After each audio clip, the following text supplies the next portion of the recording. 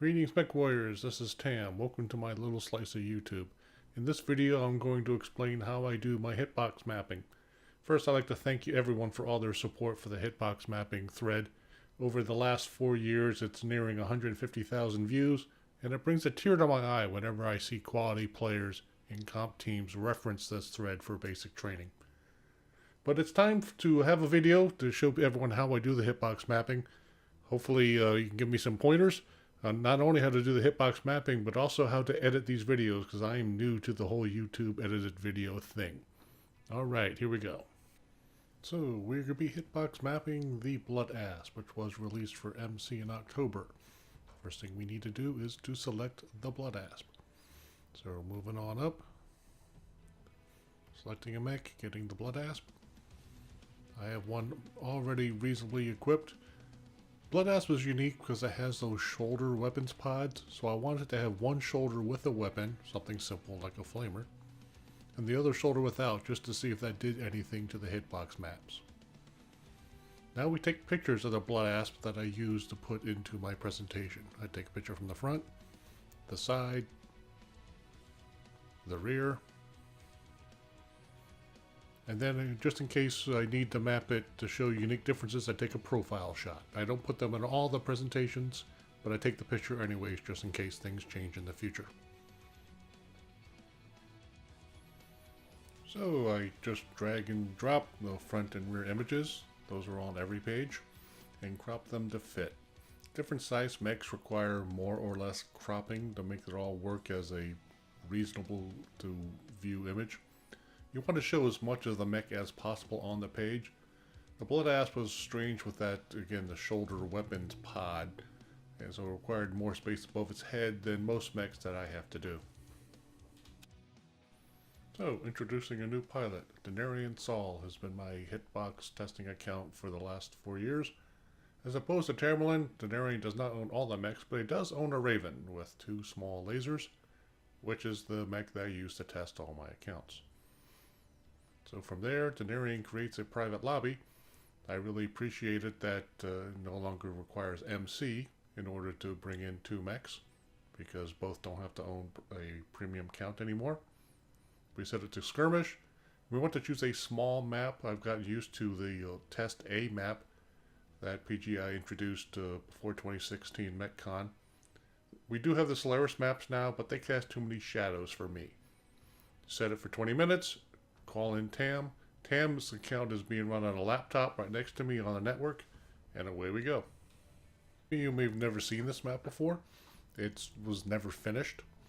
I won't bore you with the travel details, but I think running through the map once at 4 times speed is kind of hilarious. You have some hills, you have some buildings, you have some outsides, and finally we see our target. From here we start sweeping the hip joints, looking for the transitions between the leg hitbox and either torso hitbox. Still leg, and finally we get some CT. We sweep down because sometimes the left and right leg joints meet at the bottom of the hips, but not this time. And we look up to the pivot point between the hips and the torso to see which hitbox that is.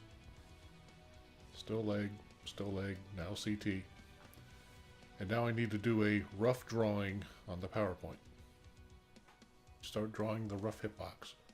I realize now I didn't set up OBS correctly to map where the mouse was compared to where it was on the computer screen. Sorry about that. I'm speeding up the drawing of the outside of the leg, just using the PowerPoint polygon tool. Walk around the entire leg. And then PowerPoint fills it with its default color. So I go in and change the colors to the colors I use for legs. Change the fill, and then change the line out exterior. And I set its transparency, 75% works well with red.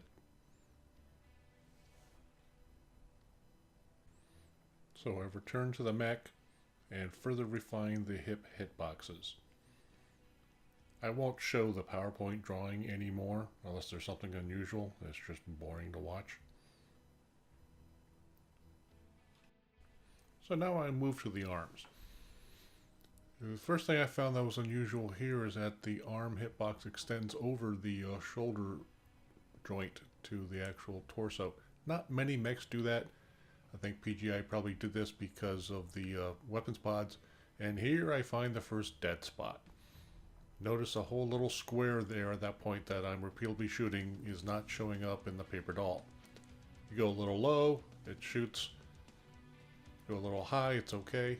I tried changing the angle because sometimes that impacts. You see all of them work there. But taking them from the direct front, total hitbox dead spot, that little square near the shoulder. Try changing my angle of fire again from the side. If that's there, and it wasn't. You can hit the rear of the arm, no problem. But definitely if you shoot it from the front, I have no idea why the video resolution is crapping out. Shoot it from the front, dead zone. So let's look on the other arm. Paying attention there, yep, still the arm hitbox even without a weapons pod. Looking for dead zones and you find it. The entire top of the arm hitbox, technically the shoulder, do not detect, but only the very top. Go a little far down and the hitbox works for the arm there. Sweep from the arm into the actual torso, it still works, but the very top of the armor does not. Kind of a little frustrating that even though the hitbox does not register, the visual engine shows the armor heating up or being damaged, but you see in the paper doll there is no damage going to the mech at all. No matter what the angle is, that top little thin slice of armor is a dead zone.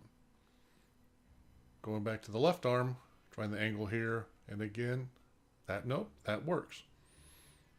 From this angle, the same angle as from the other side, there is a hitbox, but hitting it from the front, you see dead zone, very top slice in that little block. So now we're doing the side torso. This isn't very interesting, so I have it sped up. I'm just looking for the transitions between the arm hitbox and the side torso hitbox. And here's the CT and the side torso, pretty much a straight line going down to the hips. But now we're going to go look at the weapons pod. And here it became interesting because that is rear side torso.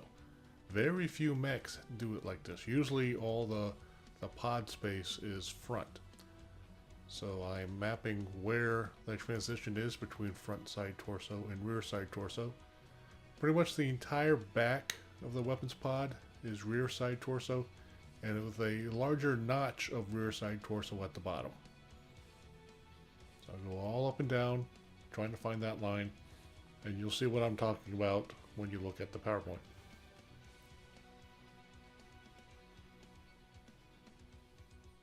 And of course shoot the flamer, because you can. That's all front, just make sure it has a hitbox. So now we've turned the mech around and we're mapping the rear of the mech. Starting at the hips again, I'm going fast because there's nothing unusual. The front of the hitbox and the rear of the hitbox are not always mirrored, so you have to test them. Looking for that transition between the legs and the side torso. Now the side torso and the CT. Here, we're looking for those dead zones, and they do not exist from the rear. So again, transitions, side torso to CT. Nothing unusual. It follows the artistic drawings there. It's not a straight line, but it's rather obvious. Now it is time to shoot our mech in the face.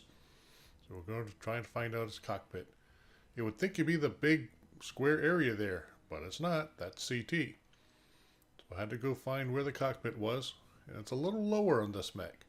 The cockpit is actually across the reinforcing bar, which is very unusual. I can't think of any other mech that has it like that. So you sweep around, trying to find where the differences are, where it goes from CT to cockpit, so you can draw it properly there on the PowerPoint. CT in the big square, cockpit across the bar. So I'm leaving this last part in just to show you. You kill a lot of mechs when you do hitbox mapping. I kind of wish they had an extra low strength laser you could use just for this. You usually have to jump back into the map 4 or 5 times to finish your mapping. So here we are with the final images. Got it colored up. Done the side torsos. Notice here with the side torso weapons pods, we've got that little notch where the rear side torso is exposed. Otherwise the mech is reasonably straightforward, except for those dead zones. Dead zones up in the shoulder that I've called out. They're not thick, they're not large, but they are there. So if you're trying to aim for those arms, don't hit at the top, try to hit in the middle of the arms.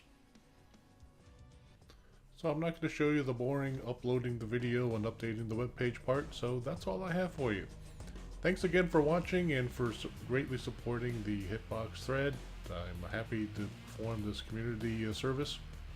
If you have any questions or comments, please leave them in the thread or in the YouTube here. Remember, ace is high.